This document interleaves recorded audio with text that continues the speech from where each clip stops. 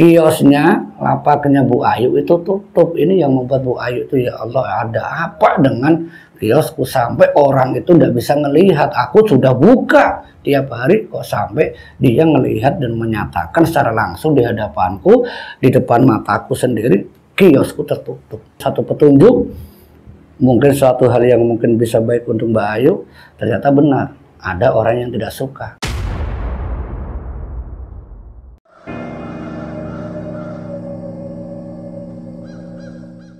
Bismillahirrahmanirrahim. Assalamualaikum warahmatullahi wabarakatuh. Alhamdulillah wa syukurillah wa ni'matillah la haula wala quwata illa billah, amma ba'd. Jumpa kembali di channel Hikmah Misteri bersama saya Pak Ade. Untuk cerita kali ini saya akan mencoba menceritakan kisah tentang keserakahan yang membabi buta. Nah, bagaimana kelengkapan ceritanya? Tidak usah lama-lama, kita langsung masuk saja ke Hikmah Misteri. Tapi sebelum saya lebih lanjut, semoga kita dan kalian yang dimanapun kita dan kalian berada, di luar negeri, di Nusantara, dari Sabang sampai Merauke, semoga kita semuanya selalu dalam lindungan Allah Subhanahu wa Ta'ala, selalu dicurahkan keberkahan, yang sehat walafiat, dilancarkan rezekinya, dipanjangkan umurnya, dan dimudahkan dalam segala urusan. Dan semoga saudara kita yang ada di Cianjur selalu diberikan kekuatan, ketabahan. Dan semoga mereka yang ditinggalkan ataupun mereka yang selamat, semoga tetap iman Islam dan dikuatkan dalam menghadapi segala apapun, dan diberikan kepasrahan untuk menghadapi kehidupan selanjutnya. Amin Allahumma amin.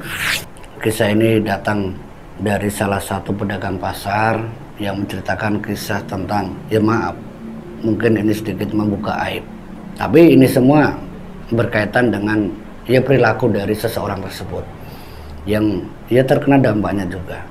Sebuah kisah tentang bagaimana, sebut saja di sini namanya Mbak Rani. Mbak Rani itu diceritakan oleh tetangga lapak. Sebut saja namanya Mbak Ayu lah. Mbak Ayu itu menceritakan kisah tentang Mbak Rani. Kalau dia itu yang namanya pedagang, ya tentu saja kadang ada musimnya. Musimnya pas lagi ramai, ya tidak bisa dibilang. Kadang pendapatan 1 minggu bisa untuk 1 bulan. Kadang 1 bulan bisa juga untuk 1 tahun. Kadang yang namanya sepi ya sudah hal biasa. Itu cerita dari Mbak Ayu. Tapi tidak dengan Mbak Rani. Mbak Rani ketika yang namanya satu musim tadi, musim itu kan ada yang namanya pas rame.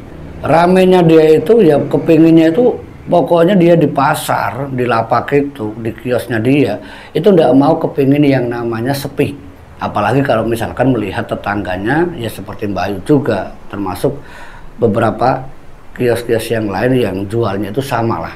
Melihat tetangganya itu rame, ya Mbak Rani pasti punya sifat iri. Dan itu selalu ngomel-ngomel. Dan ngomel-ngomelnya itu bukan hanya sekedar istilahnya tentang hal-hal yang bersifat baik, itu seperti kayak fitnah. Dan Mbak Ayu pun pernah merasakan dari Mbak Rani, kamu pasti pakai penglaris. Dia itu yang Pak Jono pakai penglaris, itu yang Pak Dirman juga pakai penglaris. Sampai banyak orang itu ya kalau ketemu dengan Mbak Rani itu ya bisa dibilang tidak suka. Ya kalau misalkan kiosnya ramai, dituduh sama Mbak Rani, ya pakai inilah, pakai itulah, yang sesuatu yang tidak masuk akal. Nah, sementara Bu Ayu, termasuk Pak Jono, termasuk Pak Dirman, Pak Hasan, itu juga merasakan bagaimana kalau dia pas lagi ramai ya selalu saja dihujat oleh Rani. Sampai sesuatu yang mungkin tidak wajar itu dilakukan oleh Rani. Karena mungkin pas waktu itu ya bisa dibilang dagangannya Rani itu sepi. Yang ramai itu ya Ayu, Pak Hasan, Pak Dirman, dan juga Pak Jono. Ya mungkin kalau kita bisa ambil kesimpulan, orang yang iri, mungkin tidak bersyukur, ya tentu saja nikmat itu diambil lagi dengan caranya wallahu a'lam bishawab. Mungkin dengan cara yang seperti itu dia dagangannya itu agak sepi. Tapi yang dilakukan oleh Mbak Rani ini salah satu yang dialami oleh Mbak Ayu pertama kalinya, itu dagangannya dia tiba-tiba sepi. Nah, satu waktu usaha dari Mbak Ayu, ya Allah, ada apa dengan usahaku, kenapa warungku ya tidak masuk akal. Ya seminggu sekali ada yang datang, ya intinya bisa nyukupi untuk 1 minggu dia, ya laku udah seberapa. Tapi ini sudah hampir 1 bulan Mbak Ayu tuh ngerasakan kok ini pelangganku udah datang. Ini yang biasanya datang seminggu 2 kali kok nggak mampir. Bahkan secara nggak langsung Mbak Ayu tuh ngelihat itu yang mampirnya di Bu Rani. Ya maaf bagi Bu Ayu, ya mungkin dagangan dia lebih bagus, monggo. Tapi dagangannya Mbak Ayu itu kan tidak jauh beda dan sama, ngambilnya kolaannya itu sama. Kok kenapa pelanggan-pelanggan itu larinya ke Bu Rani, ke Pak Hasan? Tapi waktu itu ya Mbak Ayu ya mungkin mereka lagi pingin ke sana, ya kan enggak apa-apa. Tapi itu berlangsung 1 bulan itu ya manusiawi bagi Mbak Ayu. Sampai satu hal yang dilakukan oleh Mbak Ayu itu nanya sama pelanggan. Ini sebut saja namanya Bu Dewi. Bu Dewi, kok enggak mampir ke kiosnya saya? Dijawabnya sama Bu Dewi, lah Mbak Ayunya saja enggak pernah buka kiosnya, kok saya mau mampir gimana? Saya enggak tahu alamatnya Mbak. Ya maaf ya Mbak Ayu. Bu Dewi bilang kios saya tutup. Iya Bu, bener tutup. Bener Bu, kios saya itu udah pernah tutup. Mbak Ayu, saya itu udah bolak-balik ya sampai 8 kali Bu 1 bulan ini Bu. Saya enggak pernah lihat loh Bu, bener Ibu bilang misalnya buka terus, ya nyatanya saya enggak pernah lihat kios Ibu itu buka. Dan bukan cuma saya, kalau Ibu enggak percaya nanti saya ajak yaitu anak saya. Sewaktu saya 2-3 kali sampai akhirnya saya pindah ke tokonya siapa itu, Mbak Rani sama Pak Hasan. Ya karena ya bukannya saya istilahnya nggak mau datang ke Mbak Ayu, tapi kan saya juga butuh dagangannya Bu buat jualan. Iya, nggak apa-apa Bu Dewi. Lain hari bersama anaknya datang lagi nih Bu Dewi sama anaknya, dan memang pengakuannya sama. Kiosnya, lapaknya Bu Ayu itu tutup. Ini yang membuat Bu Ayu itu ya Allah, ada apa dengan kiosku sampai orang itu nggak bisa ngelihat. Aku sudah buka tiap hari kok sampai dia ngelihat dan menyatakan secara langsung di hadapanku, di depan mataku sendiri, kiosku tertutup. Sesuatu yang tidak nalar. Dan Bu Ayu hanya bisa pasrah, ya Allah ada apa denganku, satu petunjuk. Mungkin suatu hal yang mungkin bisa baik untuk Mbak Ayu, ternyata benar ada orang yang tidak suka. Tapi waktu itu Mbak Ayu tidak berpikir sedikit pun kalau itu adalah ulahnya Mbak Rani. Jadi cuma bisa pasrah, berdoa, bermunajat, ya Allah apapun yang tidak baik untukku segera hilang dari tempat usahaku. Dan itu yang dilakukan Mbak Ayu. Walaupun memang prosesnya tidak mudah bagi Mbak Ayu untuk membuat kiosnya kembali seperti semula. Butuh waktu sekitar ya 2 bulan semenjak dia mengetahui kalau kiosnya itu tutup secara tidak masuk akal. Setelah 3 bulan, tepatnya 3 bulan semenjak pertama itu ya wajar, 2 bulan setelahnya alhamdulillah semuanya kembali normal. Tapi ini berlanjut, bukan hanya Bu Ayu, Pak Hasan juga kena. Tapi Pak Hasan sempat cerita juga sama Bu Ayu kalau pelanggannya itu ya kabur, pelanggannya kemana-mana, sampai ya Pak Hasan akhirnya cerita sih kalau apa yang pernah dialami Bu Ayu itu diceritakan juga ke Pak Hasan. Jadi kamu pernah juga yuk? Iya Pak Hasan. Nah terus gimana caranya kamu? Ya saya cuma bisa pasrah Pak. Ya insya Allah Pak, apa yang saya usahakan ya setidaknya saya ngaji di tempat usaha saya bermunajat semoga dengan barokah doa, barokah ayat-ayat suci Al-Quran ini bisa menyingkirkan hal-hal yang tidak baik untuk usaha saya Pak. Yaitu cuma usaha saya Pak, saya tidak tahu hal yang gaib, kata Bu Ayu. Dan itu pun dilakukan oleh Pak Hasan. Seperti apa yang dilakukan Bu Ayu, alhamdulillah cuma beberapa minggu saja. Ya hampir 1 bulan lah usaha dari Pak Hasan dan semuanya kembali normal. Saat Pak Hasan sudah ya kembali normal, Bu Ayu juga kembali normal dengan aktivitas yang mungkin setiap hari usaha untuk jaga-jaga, karena mungkin ada orang yang tidak suka dengan Bu Ayu ataupun Pak Hasan, karena memang banyak pelanggan yang datang ke kiosnya Pak Hasan juga, ke kiosnya Bu Ayu juga. Gilirannya Pak Dirman ngeluh, kok sepi banget ya ini, perasaan kios kamu ramai. Ya bukannya saya kurang bersyukur atau gimana, cuman kok aneh saja, saya tidak pernah lo ngalamin kayak gini, kata Pak Dirman. Ngalami kayak gimana Pak Dirman, kata Pak Hasan juga. Ya namanya pasar kan udah selalu ramai. Nah mereka itu udah sengaja istilahnya ngobrol sama Pak Dirman, Pak Hasan, Bu Ayu, terus satunya lagi itu Pak Jono. Merasa aneh saja ini, kata Pak Dirman. Masa sih kios saya, dagangan saya kok sepinya minta ampun kayak gini, udah seperti biasanya. Ya setidaknya adalah 5 orang atau 6 orang ya buat ongkos bolak-balik, ini mas sepinya keliwat, kata Pak Dirman. Ya bukannya saya enggak terima, istilahnya enggak bersyukur, tapi ya kalau kayak gini ya manusiawi lah, saya ngeluh lah. Masa sih di tempatnya kamu rame, di tempatnya Pak Jono rame, masa cuma orang lewat di depan kiosnya saya saja. Sementara saya panggil-panggil, Bu, Pak, Mbak, silakan mampir. Kayak ada yang dengar, kata Pak Dirman. Nah Bu Ayu yang mendengar keluhan dari Pak Dirman, kisah tentang kiosnya yang sepi termasuk Pak Hasan, Pak Jono, itu ya mungkin apa yang dialami oleh Bu Ayu, apa yang dialami oleh Pak Hasan, sepertinya kok sama. sepinya minta ampun. Disitulah Bu Ayu sama Pak Hasan ngomong, cerita. Ya gini sih Pak Dirman, kita kan dagang, ya kita kan sadar diri, tahu diri. Kadang seminggu bisa nutup 1 bulan kan. Iya sih Pak, tapi kan ya masa sih Pak 1 bulan kayak gini masa nggak ada orang Pak.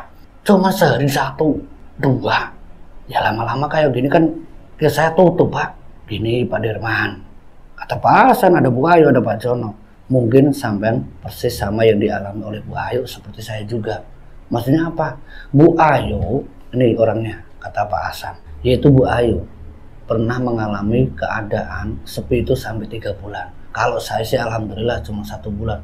Benar Bu Ayu? Iya benar Pak. Cuman saya nggak nuduh sama siapa-siapa ini.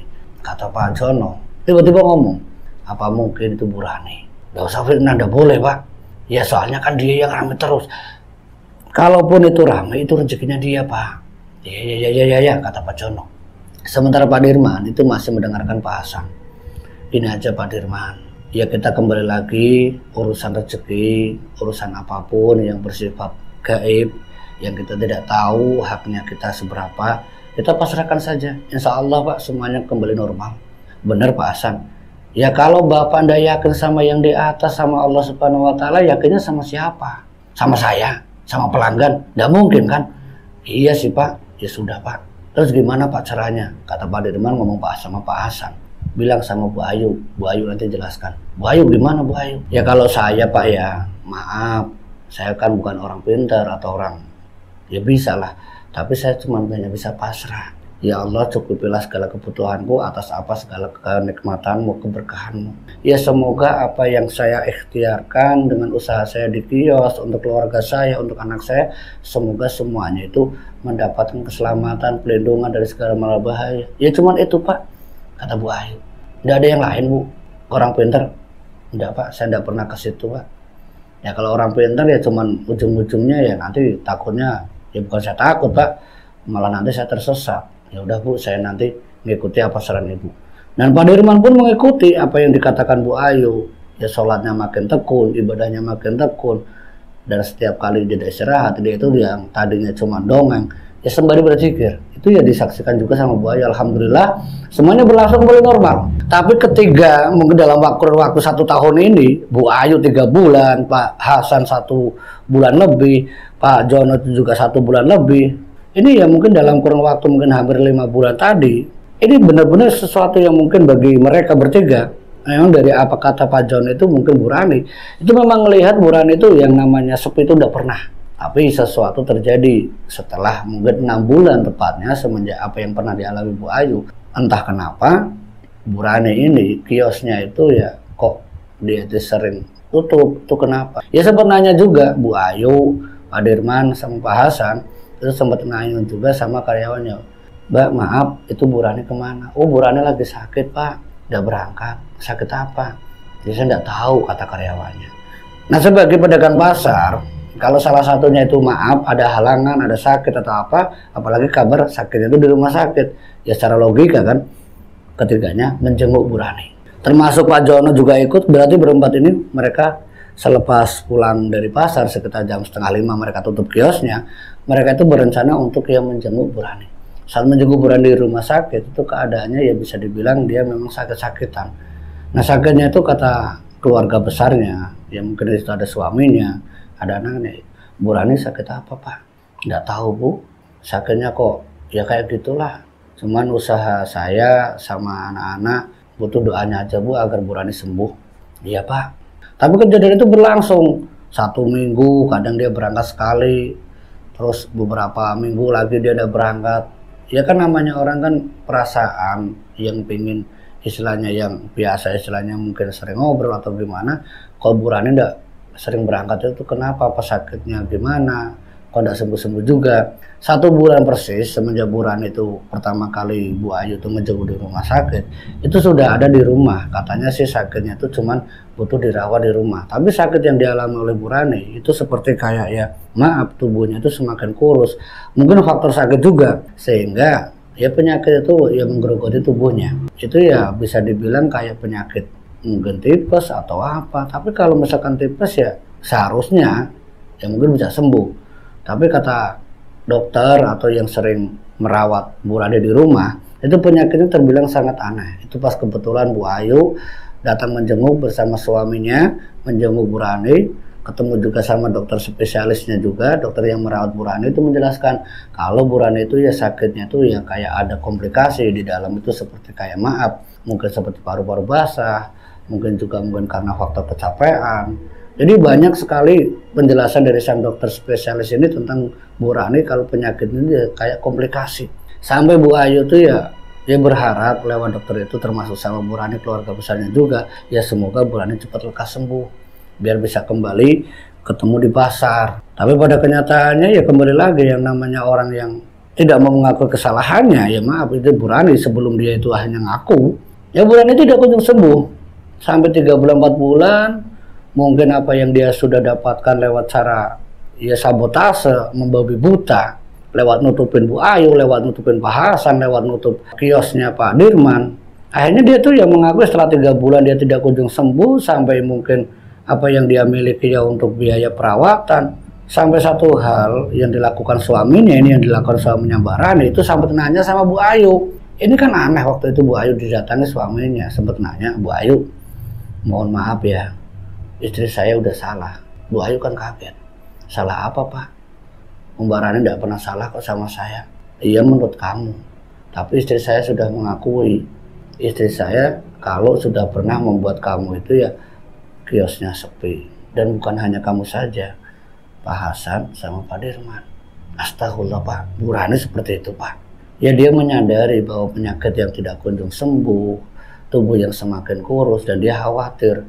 Ya maaf ya Bu Ayu, dia tuh sempat bilang sama saya, dia khawatir ya namanya manusia kalau dia itu meninggal dalam keadaan masih menanggung dosa.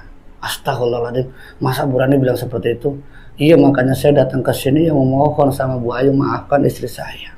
Dan tolong Bu Ayu, saya kasih tahu alamatnya Pak Dirman mana, alamatnya Pak Hasan mana, biar saya bisa menyampaikan permintaan maaf istri saya itu Rani untuk Pak Dirman sama Pak Hasan. Nah waktu itu kan mereka memang udah berangkat ke pasar. Ayu memberikan alamat. Nah setelah mungkin suaminya ini datang ke Hasan, datang ke Dirman, di hari berikutnya saat mereka berangkat ke pasar, mereka cerita tuh bareng-bareng. Mbak Ayu, iya Pak Hasan ada apa? Pak Dirman, ada apa Pak Hasan? Sini. Ada apa sih pagi-pagi manggilin? Kalian didatangi suaminya Bu Rani enggak? Iya, kenapa? Dia kan bilang istrinya katanya sudah sabotase sama kita. Nah terus, emang kenapa? Kata Pak Dirman, ya dia kan minta maaf. Ya sebaiknya kita gimana ini? Kita jenguk aja yuk Bu Rani. Pagi juga Pak Jono. Jadi hari itu pas dia berangkat itu pasti pagi, sekitar jam 9 pagi. Mereka berempat akhirnya ya ambil keputusan nitipin seluruh kiosnya itu sama karyawannya. Nah bos-bos ini, ya Bu Ayu ini, nitip sama karyawannya, Mbak tolong jaga ya, ibu mau keluar sebentar. Termasuk Pak Dirman, Pak Hasan, Pak Jono itu bareng semuanya keempat ke rumahnya Bu Rani. Nah saat itu mereka ya secara langsung, Bu, saya itu tidak pernah sedikit pun menyalahkan Bu Rani. Iya Mbak Ayu, saya minta maaf. Saya udah ya maaf, saya udah ya punya salah banget termasuk sama sampean Pak Dirman. Iya Bu, saya udah maafkan. Ini semuanya sudah dimaafkan. Sampai mungkin dalam beberapa harinya Bu Rani ini ya terbilang sakitnya sampai ya mungkin lebih kena lah sakitnya. Sampai berharap intinya Bu Rani sudah ikhlas, seluruh orang-orang yang pernah disalahi juga sudah ikhlas. Nah kebetulan di situ ada dokter spesialisnya Bu Rani. Ketika dia ngontrol mungkin setengah bulan setelahnya, ya sebagai teman, sebagai pedagang pasar juga, tepat sekitar setengah bulan ketemu sama dokter spesialis. Di situ dokter spesialis bilang, ini Bu penyakit yang ibu ini sudah sembuh, tinggal ya beberapa, ya maaf ya Bu ya, kata si dokter ngomong sama Bu Rani, ngomong sama suaminya yang didengar sama Bu Ayu, penyakit yang dialami ibu setidaknya sudah ya tidak terlalu lah, intinya sudah kondisinya sudah mulai membaik, tinggal bagaimana ibu jaga diri saja agar ya kesehatannya itu bisa cepat pulih kembali. Tapi jangan lupa Bu minum obatnya, kata si dokter. Iya Pak Dokter. Tapi Bu Ayu ketika mendengar penjelasan dari si dokter secara tidak langsung mungkin Ya maaf, permintaan maafnya Bu Rani ini mungkin sudah diijabi Allah Subhanahu wa taala, wallahu a'lam bishawab. Tapi setidaknya Bu Rani itu sudah dalam keadaan semakin membaik, dan waktu itu Bu Rani sempat dia manggil Bu Ayu ke sini. Ada apa Bu Rani? Tolong Bu Ayu bantu saya. Bantu apa Bu Rani? Ya bantu saya tahu sampan itu orang yang setidaknya ahli agama, ahli ibadah. Saya minta tolong ajari saya. Ajari gimana Bu Rani? Sampan kan bisa. Iya, saya tidak tahu caranya bagaimana. Saya pengen sekali seperti kamu. Kadang saya iri. Iri kenapa Bu Rani? Iri kok sama saya, kata Bu Ayu. Saya iri. Iri sama perilakunya kamu. Kamu itu udah saya sakit, itu udah apa, tidak pernah misalnya kamu balas dendam atau apa, ataupun sakit hati. Kamu orangnya ikhlas. Nah itu saya ingin diajari ikhlas itu gimana, nerima itu gimana. Bu Ayu menjelaskan bagaimana apa yang dia lakukan sehari-hari, ya intinya kepasrahan sama yang di atas, Allah Subhanahu wa taala. Segala hidup itu ya hanya Dia yang menentukan. Kalau kita cuman berikhtiar, berdoa dan berusaha. Semenjak penjelasan itu disampaikan sama Bu Rani, ya alhamdulillah binillah 2 bulan setelahnya Bu Rani bisa kembali ke pasar dengan keadaan yang sudah membaik. Tapi itulah yang dialami oleh Bu Rani ketika dia menyapu tase dengan keserakahan yang membabi buta, yang membuat teman-temannya pedagang pasar itu dirugikan. Tapi tidaknya dari cerita Bu Rani ini yang disampaikan oleh Bu Ayu, kalau apa yang dialami Bu Rani ini sudah izin sama Bu Rani, dia bercerita seperti ini, silahkan. Tapi semua nama dan tempat atau toko ini tidak ada nama yang sebenarnya, semuanya sudah nama samaran. Semoga cerita dari Bu Ayu ini kita bisa ambil hikmah dan pelajarannya. Saya Pak Ade, akhirul kalam, wassalamualaikum warahmatullahi wabarakatuh.